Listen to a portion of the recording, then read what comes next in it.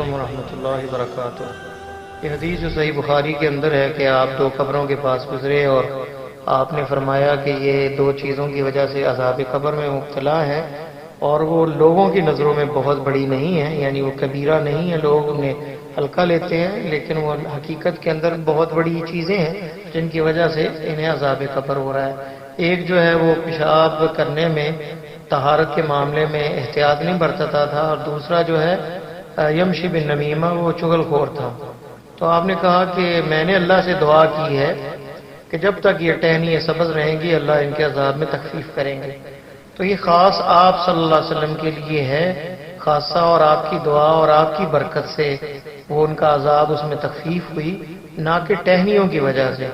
ٹہنی اگر لگانے سے عذاب میں تخفیف ہوتی تو صحابہ کرام اس پر عمل کرتے، ٹہنیے کیا بلکہ وہ درخت لگاتے قبر کے کنارے کہ چلو عذاب ہی نہ ہو کسی کو۔ تو ایسا کہیں بھی سلف صالحین سے وارد نہیں ہے، بلکہ سلف اور شارحین حدیث نے اس حدیث سے یہی لیا ہے کہ یہ معجزہ آپ کا تھا اور آپ کے ساتھ خاص تھا کہ آپ کی دعا کی برکت سے اور آپ کی وجہ سے جو ہے وہ عذاب ٹلا، نہ کہ ٹہنیوں کی وجہ سے۔ یہ ویسے آپ نے کہا کہ جب تک یہ خشک نہیں ہو جاتی ٹہنیاں، اس وقت تک اللہ تعالیٰ ان کے عذاب میں تخفیف کرتے ہیں۔ واللہ تعالیٰ اعلم۔